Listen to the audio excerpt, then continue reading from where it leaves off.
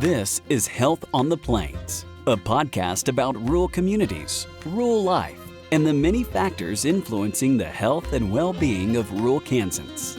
Health on the Plains is a podcast from the Kansas Health Institute, a nonprofit, nonpartisan educational organization committed to informing policy and improving health in Kansas. Through honest, nuanced conversations with leaders and doers from a variety of backgrounds, the Health on the Plains podcast offers unique insights into rural health challenges in Kansas and shines a light on the people and organizations working to make their communities healthier, more vibrant places to call home. Welcome back to another episode of Health on the Plains. Today we are at the Sunflower Foundation here in Topeka, Kansas, and we just wrapped up a great conversation with Brandon Skidmore and Elizabeth Berger, two of the leaders of this health philanthropy, and we really got to dive in deep to think about how they approach their work and how they think about being a catalyst for change for health in Kansas. It was a really great conversation with a lot of nuance and a lot of interesting ideas, and I hope you enjoy. Well, welcome back to another episode of Health on the Plains. I'm your host, Wyatt Beckman. Today, we are at the Sunflower Foundation here in Topeka, state capital. The Sunflower Foundation is a statewide health philanthropy established in 2000. And our two guests today are Brandon Skidmore, the president and CEO, and Elizabeth Berger, who serves as vice president of programs and strategy. Before becoming president and CEO, Brandon served as vice president of health systems for the foundation. And before coming to Sunflower, he racked up over a decade of government experience holding various roles with the state health department. Prior to becoming senior vice president of programs and strategy, Elizabeth served the foundation as a program officer and eventually as vice president of healthy communities. Elizabeth worked in several health-focused roles before joining Sunflower, including academia and with the American Academy of Family Physicians. Brandon and Elizabeth, we are so excited to be here with you today. Thanks for having us. Thanks for coming. So we're sitting here in this beautiful building. You've got some offices down below us. I'm looking over at the powerhouse room. We're here at the Sunflower Nonprofit Center, and we're at a really pretty storied location that's sometimes called Healing Hill, which I always have trouble saying, but I just got out. Healing Hill.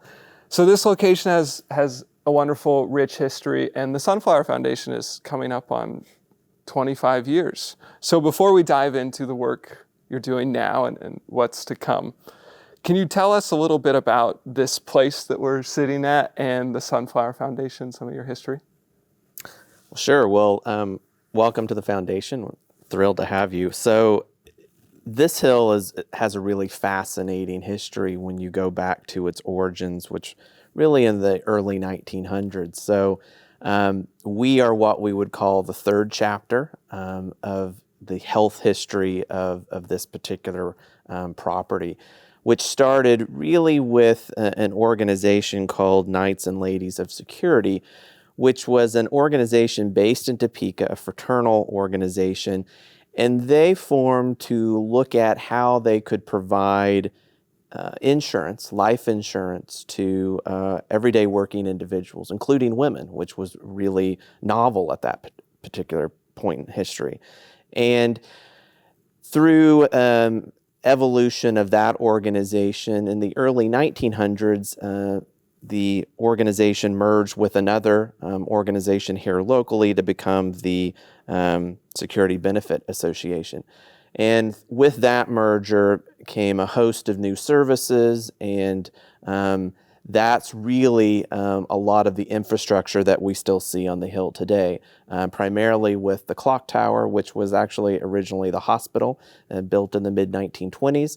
And by 1930, that hospital had 250 beds and a host of other amenities that individuals could take advantage of. Through the membership association, individuals would belong to this particular organization and come from all across the country to receive medical services here in Topeka. They would arrive by train and then be taken to the Hill, where the Hill at that time boasted everything from a hospital to long-term care as we kind of know it today, an orphanage. It had a fully working dairy farm. It had a power plant, which is the building across from us with the smokestack. And so it was really self-sufficient at that time. And that model continued on until really after World War II, when things within the healthcare world really started to change. Insurance came on as we know it today. And by the 1950s, that membership model was no longer a viable model for that particular organization. Security benefit evolved certainly into the global company that we know today and our neighbor across the street. And this property then took on its second chapter, which was the Menninger Foundation's purchase of this facility, and the pioneering work that they've done in mental health and psychiatric care really grew at that point, and really at its heyday between the 1960s and 1990s. At that point, about 10% of the psychiatrists trained in the country were actually educated here at the Menninger Foundation and the Menninger Clinic. That chapter closed at the late 1990s, early 2000s, when Menninger merged with Baylor School of Medicine and moved to Houston. And this property really sat dormant for a couple of decades until Sunflower Foundation had an opportunity to purchase some of this property. We now occupy about 13 acres of what was really the original 400 plus acres of the original hospital and setting from back in the early 1900s. So we are very cognizant of that history. We try and live up to the professionals who were really cutting edge in their particular areas of work in the early 1900s. And so we're excited to be here. We're excited to bring people to this campus and to kind of give it new life. And the only thing I might add to that too is acknowledging that the land that this building is on is the unceded territory of the Kaw Nation and Prairie Band Potawatomi Nation, which Prairie Band now still has, of course, their headquarters just up the road. And we as a foundation have really been honored and privileged over the last decade to have a close working relationship with the 4 tribes and their Intertribal Health Coalition. So just want to acknowledge that as well. Absolutely. Thanks for adding that as well. And something I heard in some of the history, these ideas of the groups that were here were innovative, forward-thinking, and creative. And when I look at the mission of the Sunflower Foundation, it says the mission is serving as a catalyst for improving the health of all Kansans. And I am thinking about that word catalyst. So when you think about what the foundation does and what it hopes to be here in this space with that history and looking towards the future, what do you mean when you say the foundation will serve as a catalyst? So the foundation was formed through a legal settlement between the state of Kansas and Blue Cross and Blue Shield of Kansas in 2000, and through that settlement agreement, the foundation was formed, and that agreement set aside the dollars from that settlement to form the endowment that we operate from today. And so it was that inaugural board that was really tasked with figuring out what would the focus of the foundation be. We already really knew what our service area was going to be, which is all 105 counties. And while the endowment that we work from is a very generous endowment, it's still a small amount of money compared to the challenges that we're asked to address through our mission. And so it was really the foresight of that inaugural board that said, if our mission is going to be to improve the health of Kansans, the dollars that we have to put in play might not be enough to actually achieve that. So what are some ways that we could be more focused? And that's really where the term catalyst came from.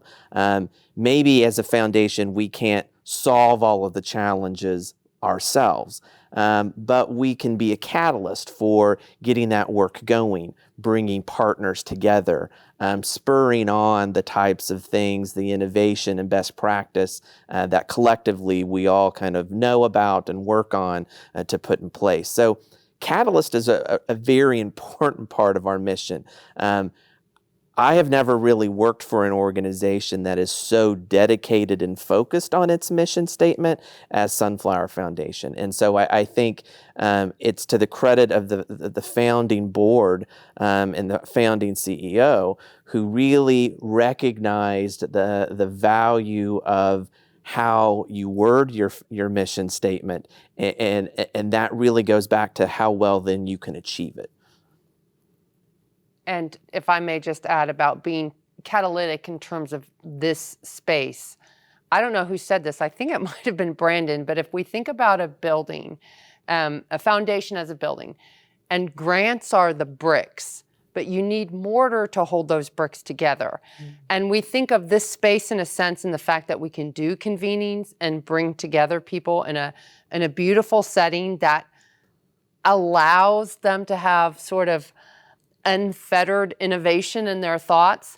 That's the mortar that holds those bricks together in a way that a group of randomly distributed disparate grants perhaps can't, if that makes sense. That makes a lot of sense, and what a great image of how you can think about utilizing the monies that you have and the investment that you have. Because I think in the shoes of a local champion in a rural community, that it can be easy to look at any philanthropic organization that has sums of investment dollars to give out and go, couldn't you just solve our problems? Just give us some bricks and we'll be happy.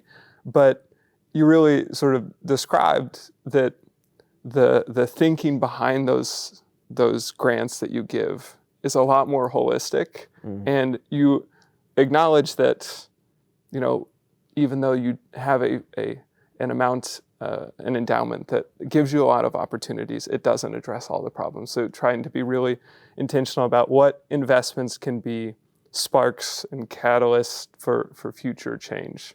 And I think that's probably a perspective that can be easy to not see when you're in a local community and just look up and go, well, there's this really big organization that's got lots of dollars. So I appreciate the painting that picture of how you're thinking about the work you're doing. Yeah, we always say that it's easy to give away money. It's really hard to invest money when the goal is to elicit a social good. Mm-hmm. And so when we look at investing money, we're really investing money in people and in places and in ideas.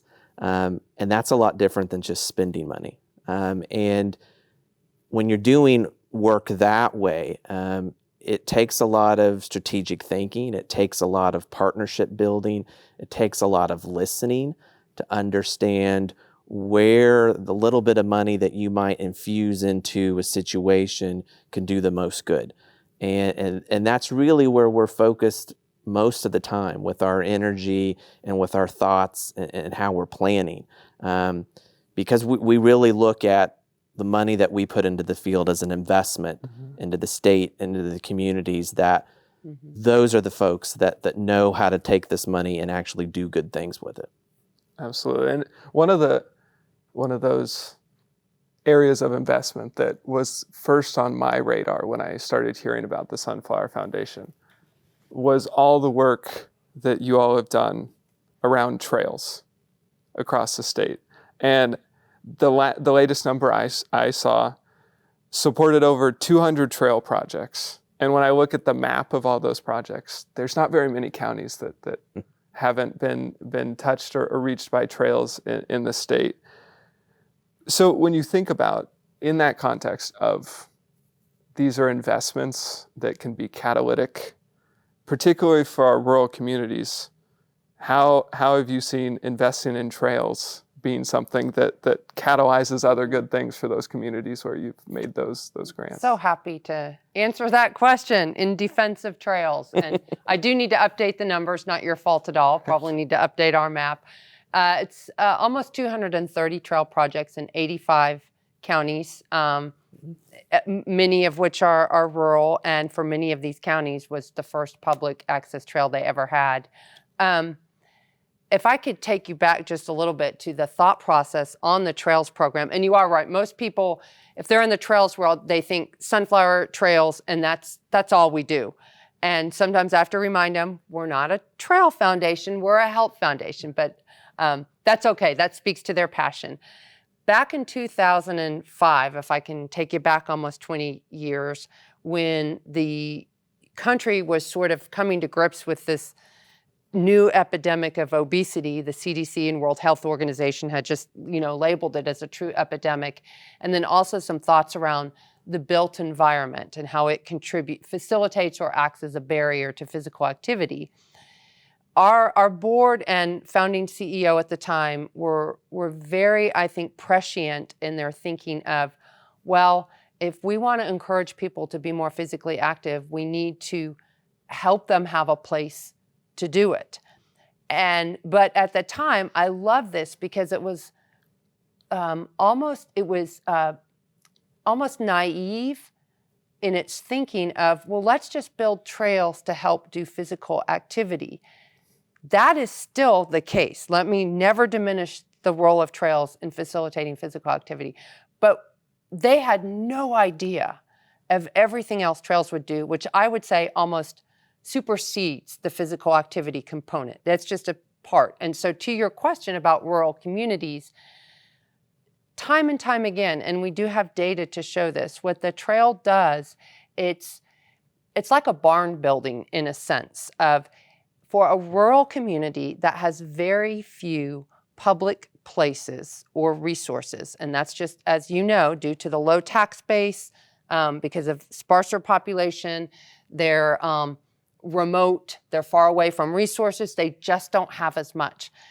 A trail provides that important third place that we often hear about, important for civic discourse, and a resource in a place that might not have a gym, it might not have any swimming pool. If you're in school, you can do sports, but outside of that, the trail provides this place.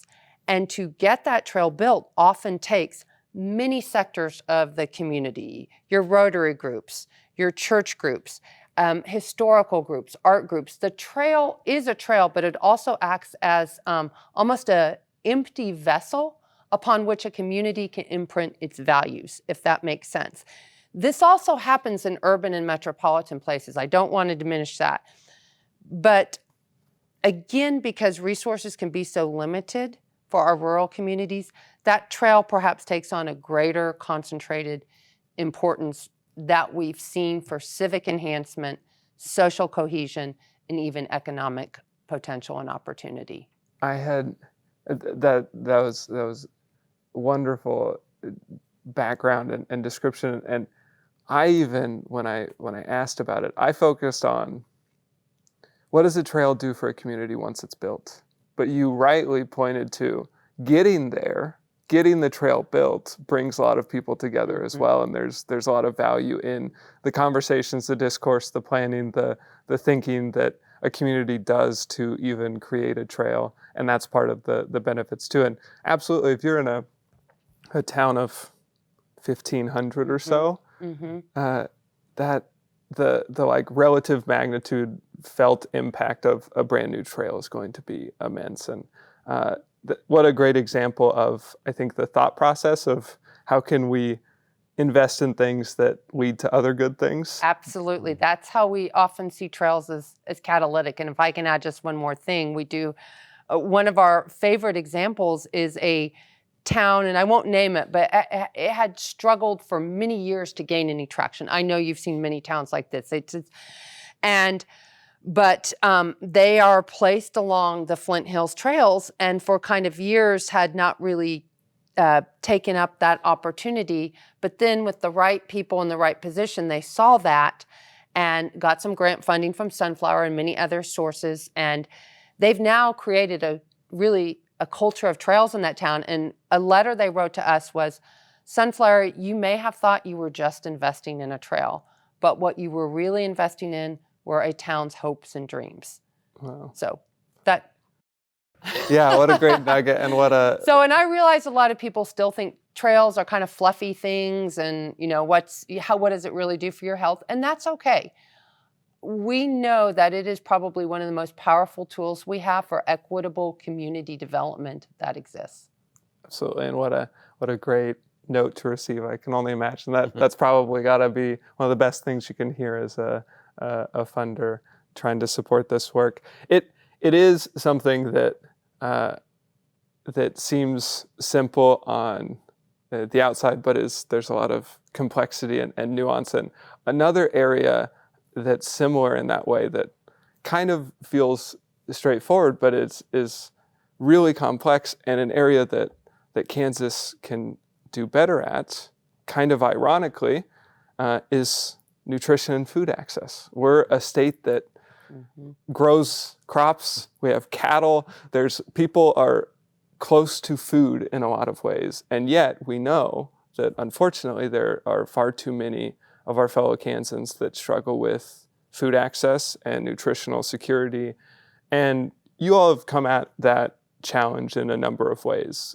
I've seen some recent work related to a new food bank out in western Kansas that you've been a part of. But where I want to start is your Food is Medicine program. And I know a lot of people probably have heard the expression, an apple a day keeps the doctor away.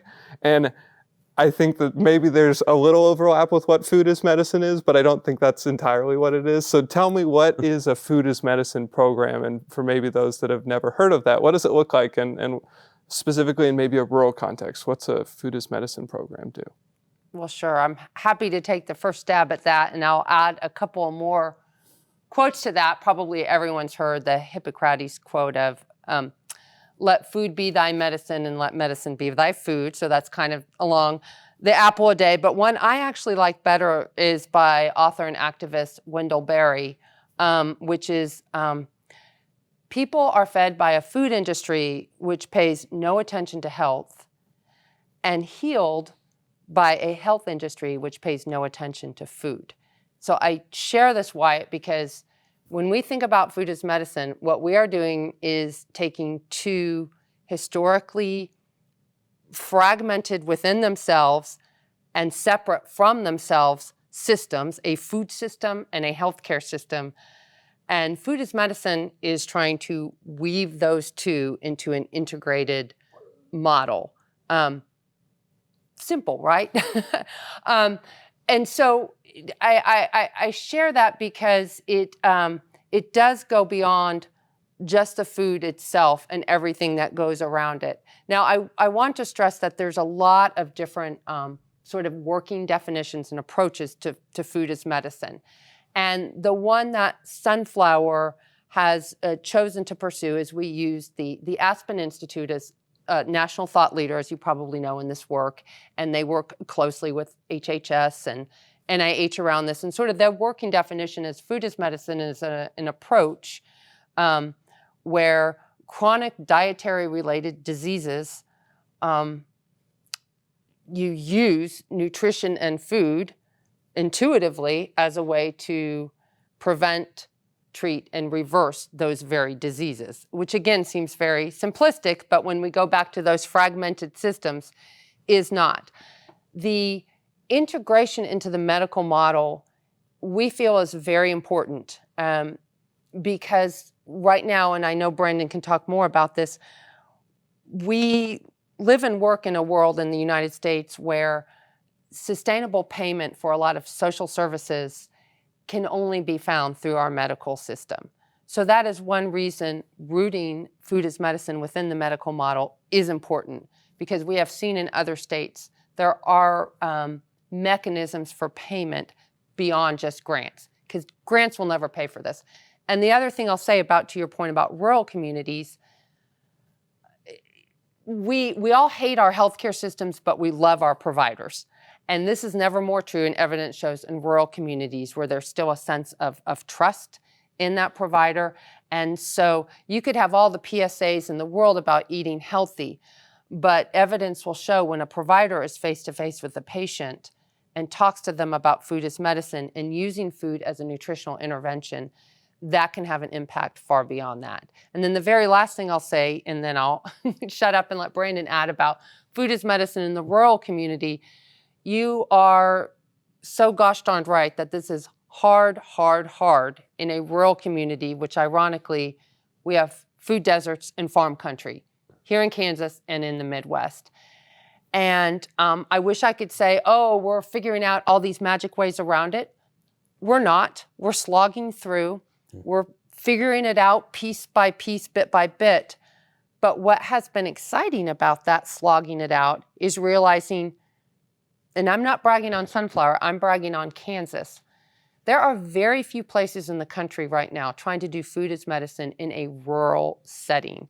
And it is because of that that the Aspen Institute has partnered with Sunflower to try to highlight this work. Again, not about Sunflower, it's about our rural communities that are trying to figure this out. And I don't know if you have anything you want to add, Brandon, or if I covered it all. No, I think you covered it all. I think, that that discussion around the two systems that Elizabeth was alluding to, internally we refer to our food as medicine program often as disruptive innovation, where we're wanting to create innovation within existing systems, but sometimes to do that, you are disrupting how they were originally built. The charitable food system was really originally built to feed people. You have hungry people who need food. The disruptive piece about what we're trying to do now with the charitable food system and food as medicine and partnering with them is to add that element of, while feeding people, how do we keep them as healthy as possible?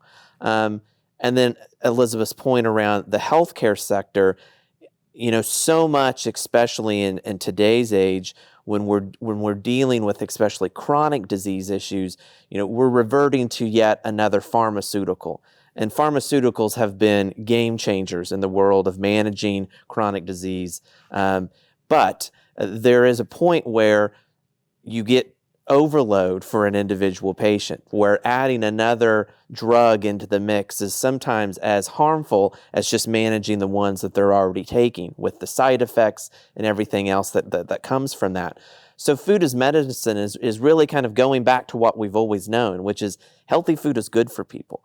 And is there a way to incorporate healthy foods into the management of chronic diseases or to the prevention of chronic conditions in the first place? So food plays, in our opinion, a very pivotal role in the treatment of individuals in terms of a prevention standpoint, but also an ongoing management perspective of their particular conditions. And so it's taking things that we've always known, and really the trick is not to prove that healthy food is good for individuals. It's really to figure out, how do you incorporate something like food into these very sophisticated developed systems and do it in a way that is accepting to the individuals that practice there and to the patients who seek care there, but also in a sustainable way from a reimbursement and payment perspective. Absolutely. And I had never thought about it in that clear of a distinction of how healthcare system and food system were not really built to work collaboratively, to say it one way.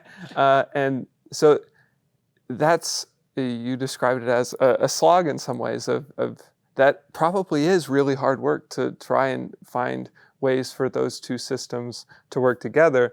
And what I keep hearing in all of the comments that you've been sharing, even from the first beginning parts of our conversation, is this attention to place and systems and context and how things work together, that there's not sort of things working in isolation. Trails don't exist in a vacuum. Food access doesn't exist in a vacuum. And so I want to take us to another piece of that is part of your work that also doesn't exist in a vacuum, and that's access to care. That's another one of your strategic areas.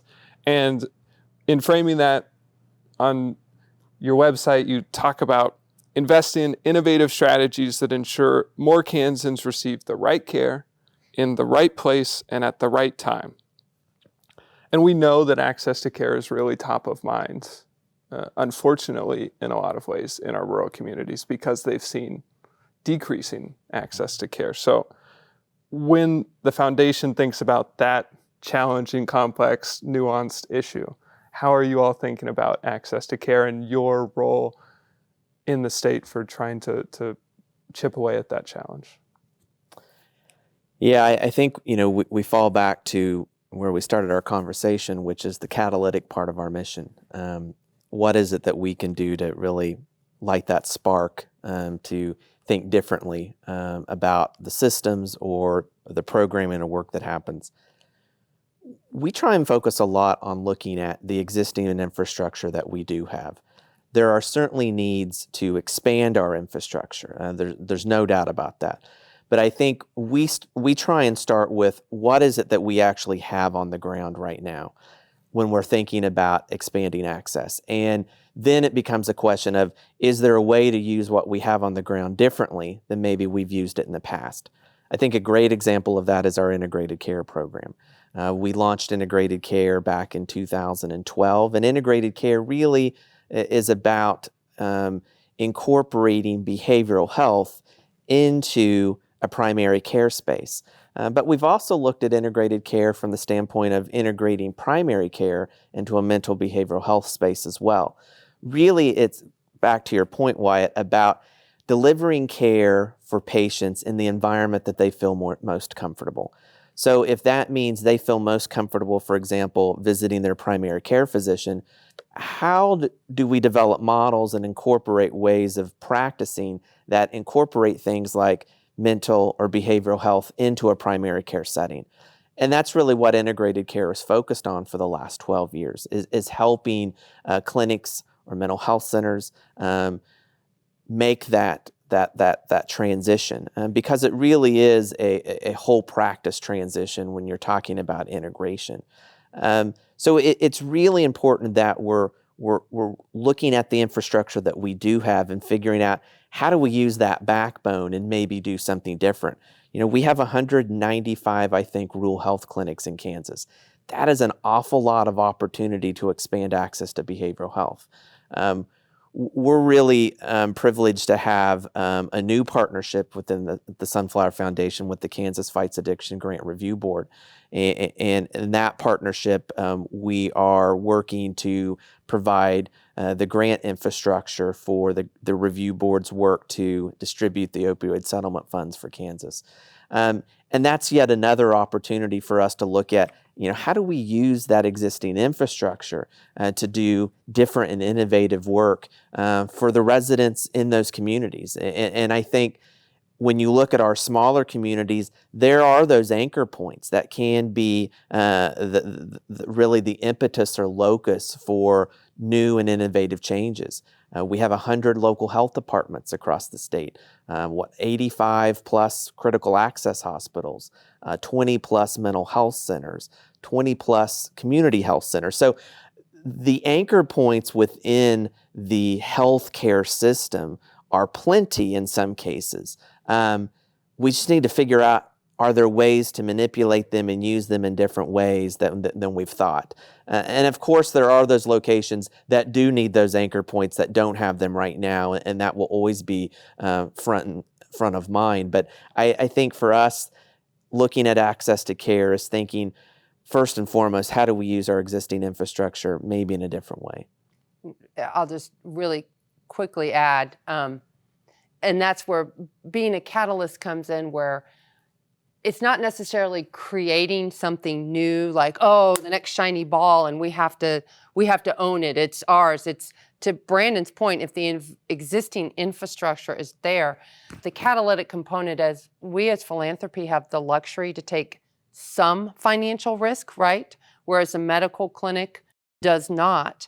And if by taking that risk, we can start to shift and move the system until systems of payment eventually start to catch up, that's where we feel like we can really play a catalytic role.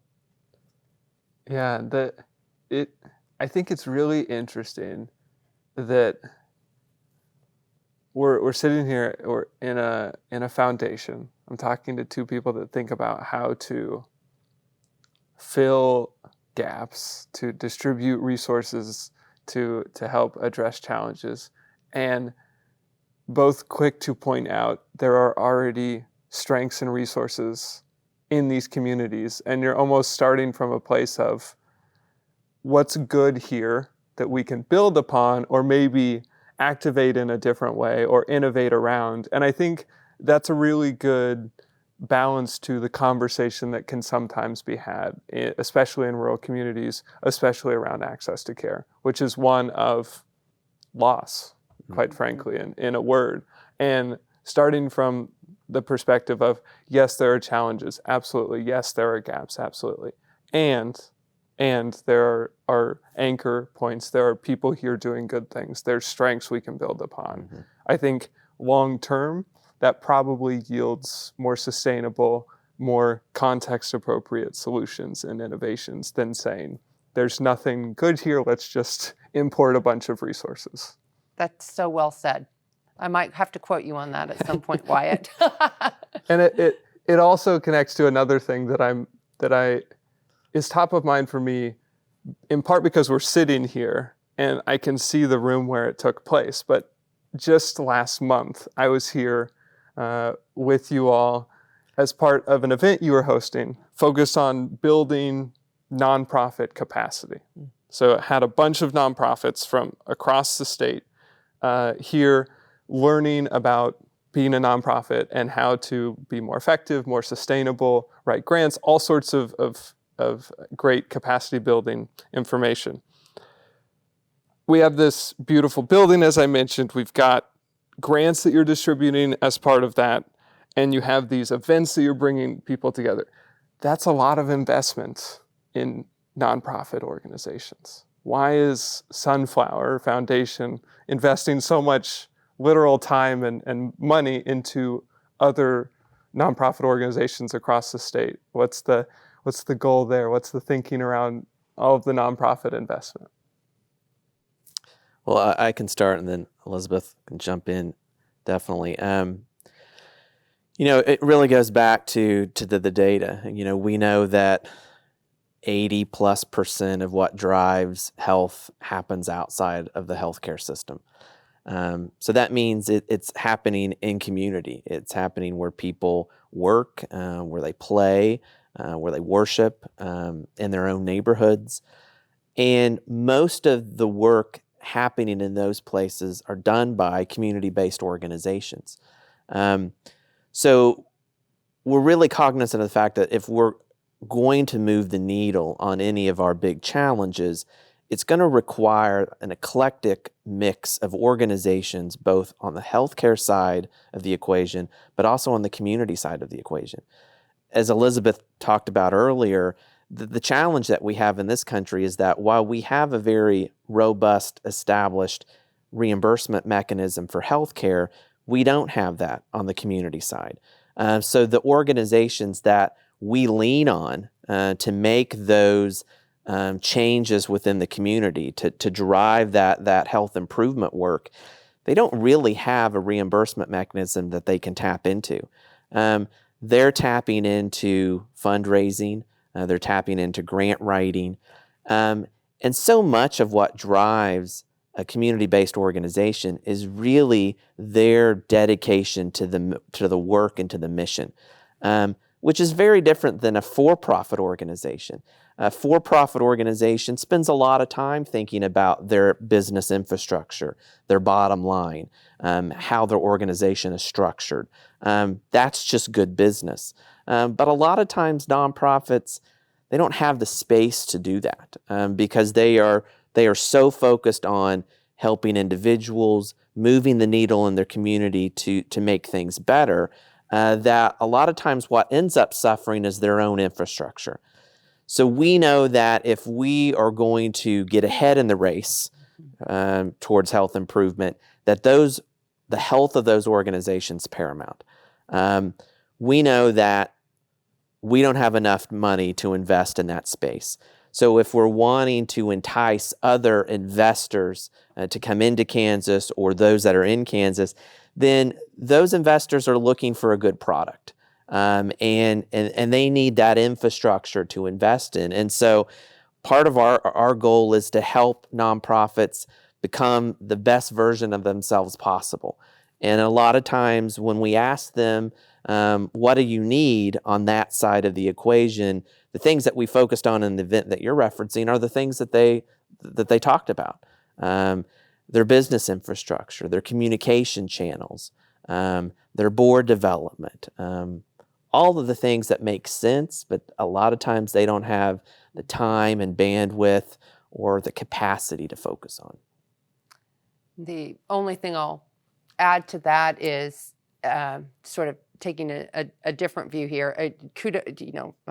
Plus one to everything Brandon said, but I've heard people say, well, why invest in all these little nonprofits when probably one policy change could solve it all? And to me, it's not an either or, it's an and both.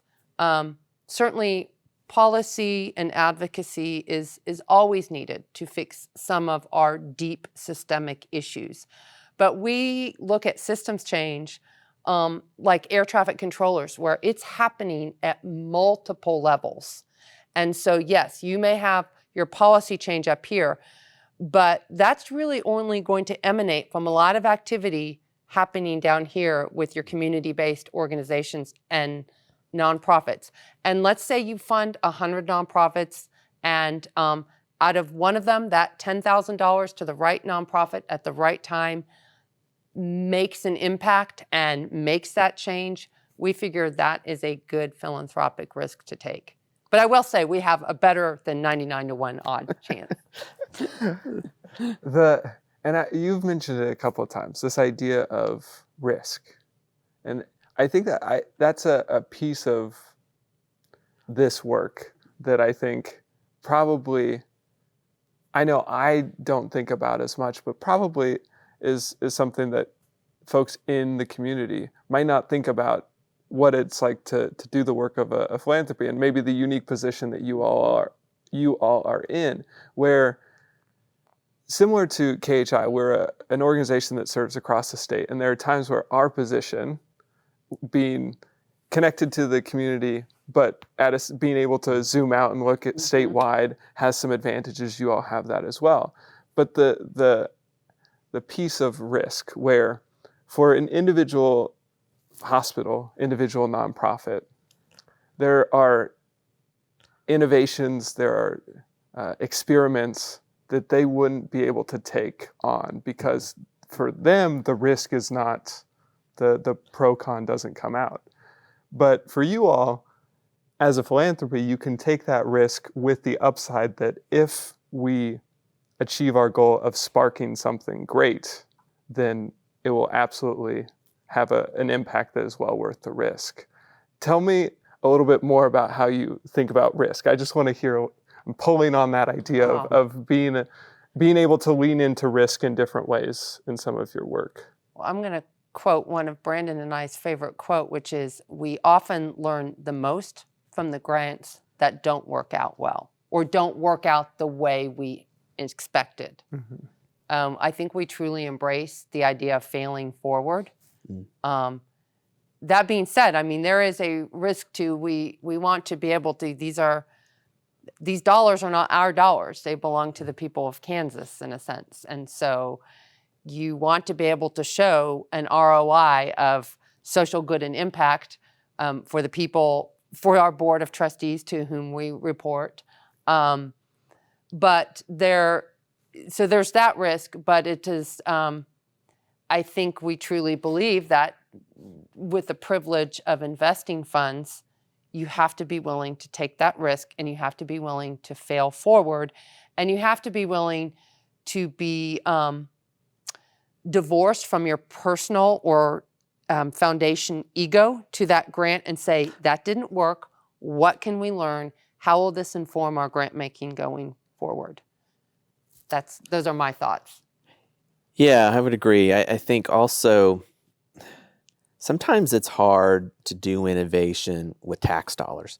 And so when you think about state and local grants, or state and federal grants especially, a lot of those grants are derived from tax dollars. So what we expect a lot of times out of those types of programs are evidence-based programming. These are the things that the research and the literature say we should be doing, so let's make sure those things are being done in the various sectors and areas that these grants can support. And that's phenomenal work to be doing, and we need to be doing more of that. Sometimes, though, it's hard to take that same pot of money and say, well, let's innovate with it. Let's go beyond what the literature base says. Let's push the envelope, because that's really how we get into these new frontiers. Mm-hmm. That's how we learn, and that's how ultimately the evidence base grows. Mm-hmm.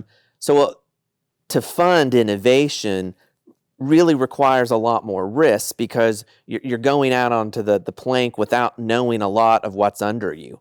And so if we want organizations to be doing that kind of work, then we recognize, our board recognizes, and has been very pivotal in this work and supporting us to do this, and that we have to absorb that for them.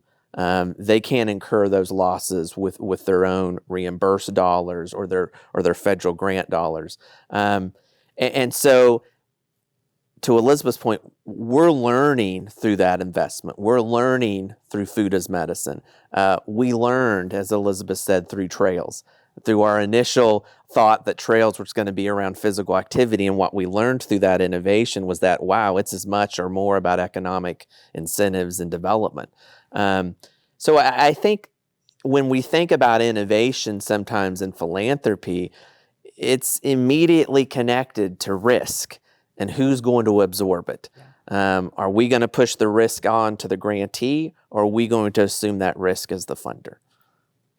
And you mentioned as one of the examples of that the food as medicine program, and I was making that connection in my head as well, of that one of the ways that you can extend in a lot of cases is to try to do work in a setting where there isn't as much of an evidence base. In a lot of cases, that's rural communities where Absolutely. We have a program or an idea that came out of a urban place mm-hmm. that we're not sure if it works, and someone or some group has to be willing to take on some risk, to hold that tension of we have confidence that this can be a good program based on the evidence and based on our knowledge, but we don't have certainty, but we can have enough confidence to move forward and try together and learn as you go. And I think that's a great example.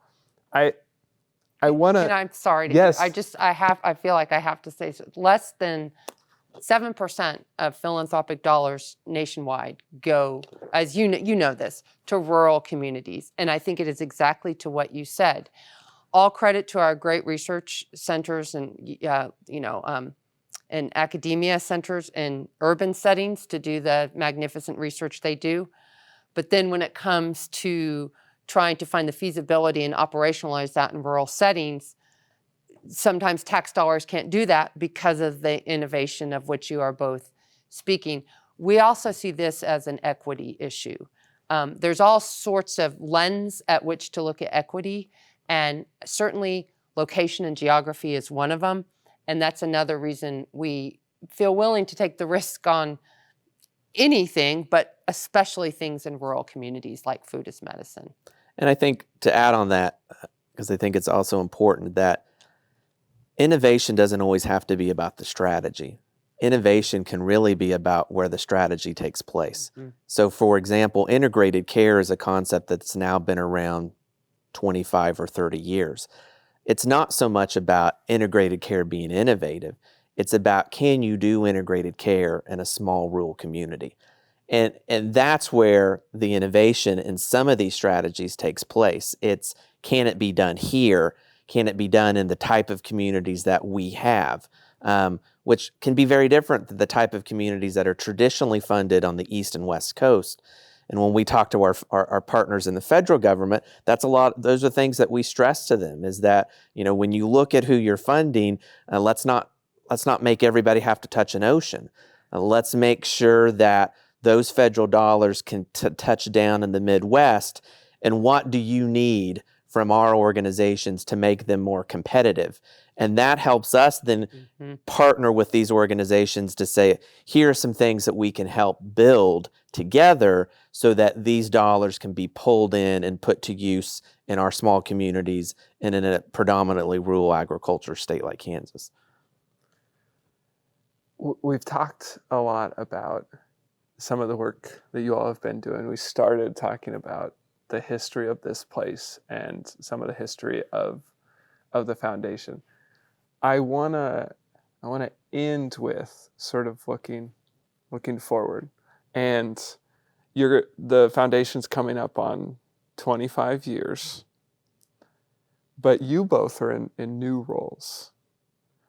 When you think about this coming year, when you think about your new positions and think about the Sunflower Foundation, what are some of the things you're feeling, and what are some of the hopes and the goals that you're looking towards as you, in some ways, start a latest, newest chapter of the Sunflower Foundation? $25,000 question. I'll take a first step so that Brandon can have the last word. I can genuinely say I'm more excited than I have ever been. One of the things that really excites me is, and you've probably heard the term, nationally, trust-based philanthropy, which is actually something to Sunflower's previous boards and founding CEO. We have always practiced trust-based philanthropy, but I feel like now they're sort of building that evidence base that, hey, listening to your grantees actually works with a better product. There's now a maybe new legitimacy to it, which didn't exist before, which I think just gives us even more confidence, motivation, and encouragement to continue to practice trust-based philanthropy, if that makes sense, and be willing to take these risks and fail forward. The other thing I'll add about what is very exciting is not only integrating our own portfolios more and working, making sure that each program area is touching and intersecting with another and not disparate program areas. And also our growing relationships with other Kansas funders, whether they be foundations, state, corporate. And I think there's a growing acknowledgement among all types of funders that if we want nonprofits and communities to better collaborate together, we need to do the same. And I'm really happy to say that that is happening, and it's a great place to be. Yeah, I agree with all of Elizabeth's points. I think that, it's a really exciting time for us to think about, what the future looks like. But we also, we don't want to think too long. There is a need to be reactive, but there's also a need to kind of like get in and think about what needs to be done for the future, but get to work doing it. And I think that the infrastructure that we have here now really positions us to be a convener in that space. We talked about nonprofits and bringing them together. I think that this facility lends itself to doing that kind of work. It's a place that people feel good coming. It's a place that allows you to kind of unplug a little bit and really think about what it is that we're trying to achieve as an organization. How are we connecting to our mission? What do we need to do to be the best version of our organization that we want to be? I think we're really, systems change gets tossed around in a lot of conversations, and it's been a term that has been bandied around for decades now. But I think at the heart of it, we really are talking about systems change. We want to dig into that a little deeper and figure out, like, what does that mean for us? What can we do to support systems change? Going back to, your point earlier, Wyatt, about looking at the infrastructure that we do have and figuring out how do we optimize that.